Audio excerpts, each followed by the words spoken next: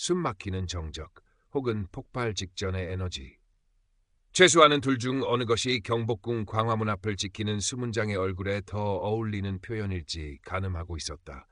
캔버스를 앞에 두고 물감을 짜내는 대신 그녀는 낡은 스케치북과 거의 닳아 없어진 연필 한 자루로 세상의 순간들을 길어 올리는 무명 예술가였다. 가을 햇살이 눈부시게 쏟아지는 오후, 수많은 관광객들의 발걸음과 카메라 셔터 소리 속에서도 수문장은 마치 시간을 거슬러 온 존재처럼 미동조차 없었다.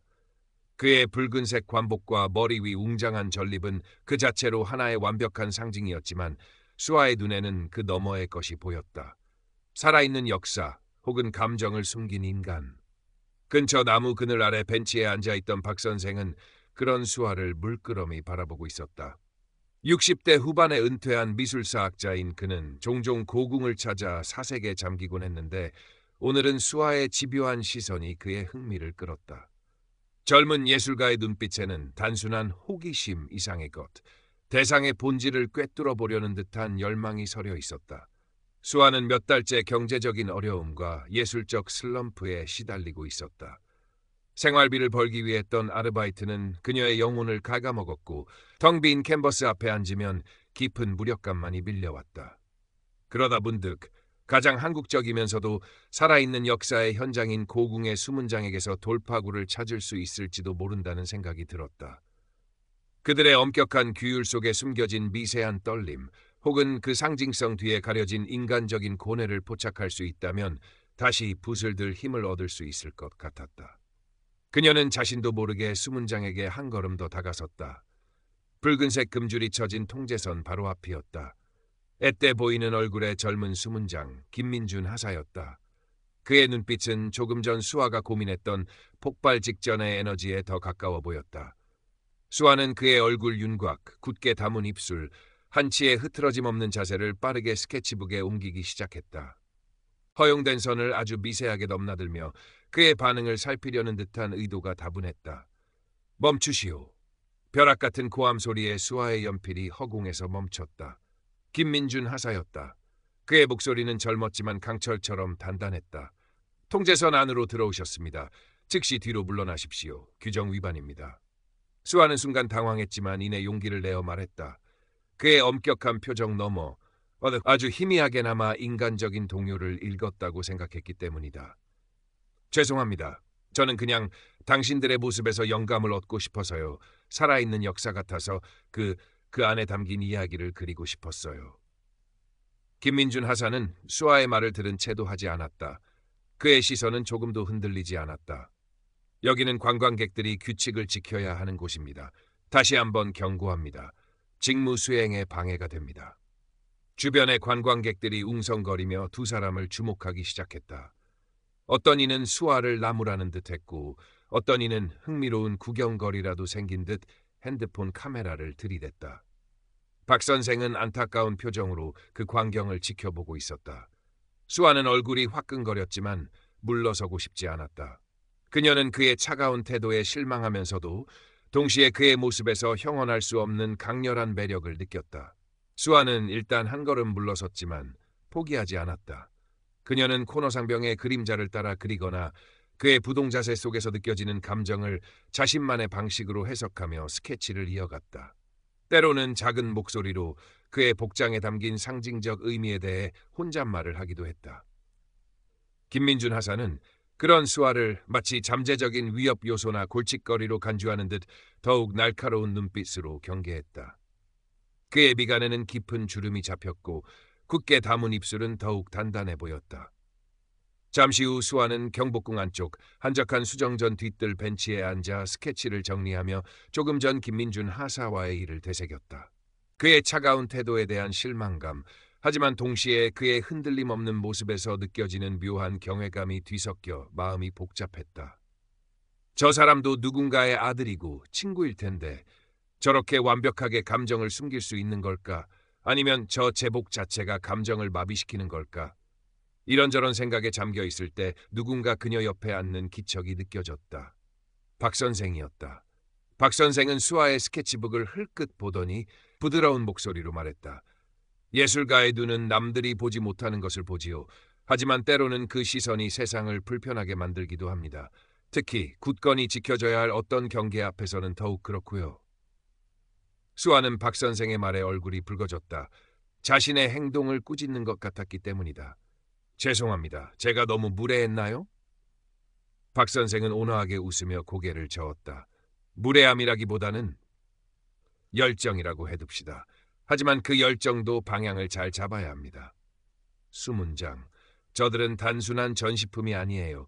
조선시대부터 이어져 온 이 땅의 역사와 정신을 상징하는 존재들이지요. 그들의 침묵 속에는 수많은 이야기와 무게가 담겨 있습니다.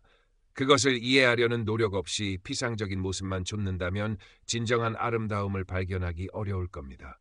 박 선생은 직접적인 조언 대신 역사 속에서 건의와 마주하며 자신만의 예술 세계를 구축했던 화가들의 이야기나 수문장이라는 존재가 가진 다층적인 의미에 대해 차분히 설명해 주었다. 그의 말은 수아에게 깊은 울림을 주었다. 그녀는 자신이 너무 성급했고 대상에 대한 존중이 부족했다는 것을 깨달았다.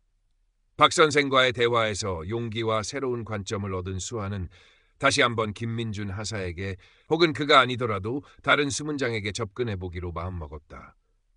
이번에는 좀 더 정중한 태도를 취하되 여전히 자신만의 방식으로 소통을 시도해 볼 생각이었다. 그녀는 자신이 그린 스케치 중 가장 마음에 드는 것, 근위병의 강인함과 그 이면에 숨겨진 듯한 고독함이 동시에 담긴 그림 한 장을 골랐다. 다음 날 같은 시간 수아는 다시 광화문 앞으로 향했다. 다행히 어제 그 자리에 김민준 하사가 근무를 서고 있었다. 수아는 심호흡을 한번 하고 통제선 바로 앞에서 멈춰섰다. 그리고는 아무 말 없이 자신이 고른 스케치를 그에게 조용히 내밀었다. 김민준 하사는 예상치 못한 수아의 행동에 잠시 눈썹을 꿈틀했지만 이내 직업적인 냉정함을 되찾았다. 그는 수아의 스케치를 받아보지도 그녀에게 시선을 주지도 않았다. 더 이상 직무 수행을 방해하지 마십시오. 이것은 마지막 경고입니다. 다음번에는 규정에 따라 조치하겠습니다. 그의 목소리는 어제보다 더욱 차갑고 단호했다. 수아는 스케치를 든 손을 힘없이 떨어뜨렸다. 가슴 한구석이 아려왔다. 그녀의 진심이 또다시 거부당했다는 생각에 눈물이 핑 돌았다. 하지만 그녀는 물러서지 않았다. 저는 당신을 방해하려는 게 아니에요. 그냥 당신도 사람이잖아요. 저 차가운 제복 안에 분명 뜨거운 심장이 뛰고 있을 거란 걸, 그걸 그리고 싶었을 뿐이에요. 수아의 목소리는 떨리고 있었지만 그녀의 눈빛은 그 어느 때보다 간절했다. 바로 그 순간이었다. 수아가 거의 절규하듯 자신의 진심을 토해내며 김민준 하사를 똑바로 응시하던 바로 그때 어디선가 왕 하는 아이의 울음소리와 함께 작은 남자아이가 부모의 손을 뿌리치고 통제선 안으로 뛰어들어왔다. 아이는 마치 엄마에게 달려들듯 김민준 하사의 다리를 향해 달려들고 있었다. 순간 김민준 하사의 철옹성 같던 표정이 무너졌다. 그의 눈이 본능적으로 커졌고 미동도 없던 몸이 살짝 뒤로 기울었다. 아이를 피하려는 듯 혹은 아이의 갑작스러운 등장에 놀란 듯한 아주 짧은 순간의 움직임. 그의 입술이 살짝 벌어졌고 얘야 위험이라고 외치려다만 듯한 미세한 떨림이 그의 턱 근육을 스쳐 지나갔다. 그의 눈빛은 더 이상 명령이나 경고를 담고 있지 않았다. 거기에는 순수한 인간적인 놀라움과 당혹감, 그리고 아주 희미하지만 분명한 아이를 향한 염려의 빛이 서려 있었다. 최수아는 그 찰나의 순간을 놓치지 않았다. 그녀의 손이 본능적으로, 거의 반사적으로 움직였다. 낡은 스케치북 위로 연필이 미끄러지며 방금 전 김민준 하사의 얼굴에 스쳐 지나간 그 모든 감정의 파편들을 빠르게 담아냈다. 그것은 그녀가 그토록 찾아 헤매던 인간적인 순간이었다. 수문장의 엄격한 가면 뒤에 숨겨진 날 것 그대로의 생생한 표정. 아이의 부모가 황급히 달려와 아이를 데리고 연신 고개를 숙이며 사과했다. 작은 소동은 금방 가라앉았고 김민준 하사는 언제 그랬냐는 듯 다시 한치의 흐트러짐 없는 수문장의 모습으로 돌아와 있었다. 그의 얼굴에는 방금 전의 인간적인 동요는 온데간데 없었고 다시금 차갑고 엄격한 표정만이 감돌았다. 그는 수아를 향해 낮고 단호한 목소리로 말했다. 즉시 이곳을 떠나십시오. 더 이상 용납할 수 없습니다. 그의 눈빛은 다시 차갑게 빛나고 있었지만 수아는 왠지 모르게 그 속에서 아주 미세한 감정의 잔영을 읽었다고 느꼈다. 어쩌면 그것은 그녀만의 착각일지도 몰랐지만 수아는 스케치북을 소중히 품에 안고 조용히 자리를 떴다. 자신이 원했던 결정적 순간을 포착했지만 마음 한구석에는 씁쓸함과 함께 복잡한 감정이 소용돌이쳤다. 그녀는 김민준 하사에게 미안한 마음과 동시에 그의 인간적인 모습을 엿보았다는 사실에 묘한 흥분을 느꼈다.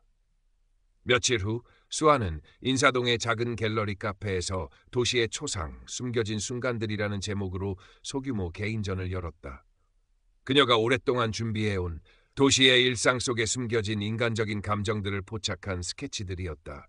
그 중에서도 가장 눈에 띄는 작품은 단연 광화문 수문장을 그린 연작이었다. 그리고 그 중심에는 그날의 결정적 순간을 담은 김민준 하사의 초상화가 걸려 있었다. 작품명은 파수꾼의 심장박동. 엄격한 제복과 굳은 표정 뒤로 찰나의 순간 드러났던 인간적인 고뇌와 따뜻함이 섬세한 연필선으로 표현되어 있었다. 수아의 전시회는 처음에는 조용했지만 그녀의 작품들이 SNS를 통해 조금씩 알려지기 시작하면서 예상치 못한 반향을 불러일으켰다. 특히 수문장을 새로운 시각으로 담아낸 작품들은 많은 사람들의 공감을 얻기도 하고 때로는 수문장의 권위를 훼손한 것이 아니냐는 날카로운 비판에 직면하기도 했다. 하지만 분명한 것은 그녀의 그림이 사람들에게 수문장이라는 존재에 대해 다시 한번 생각하게 만드는 계기를 제공했다는 점이었다. 그 무렵 비번이었던 김민준 하사는 우연히 인터넷 뉴스에서 최수아의 전시회에 대한 짧은 기사와 작품 사진들을 보게 되었다. 그는 무심코 스크롤을 내리다가 자신을 모델로 한 파수꾼의 심장박동이라는 그림 앞에서 손가락을 멈췄다. 그림 속 자신의 모습은 낯설면서도 익숙했다. 그날 아이 앞에서 잠시 흐트러졌던 자신의 모습이, 그리고 그것을 정확히 포착해낸 젊은 예술가의 예리한 시선이 떠올랐다. 그의 표정은 드러나지 않았지만 그는 한참 동안 그림에서 눈을 떼지 못했다. 그의 마음속 깊은 곳에서 아주 작지만 분명한 어떤 파문이 일고 있었다.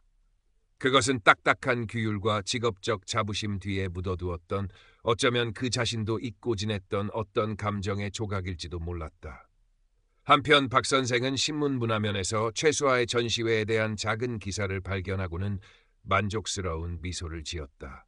그는 젊은 예술가가 자신만의 방식으로 세상과 소통하는 법을 찾아냈음을, 그리고 그 과정에서 작은 상처를 입었을지라도 결국 한 뼘 더 성장했음을 진심으로 기뻐했다.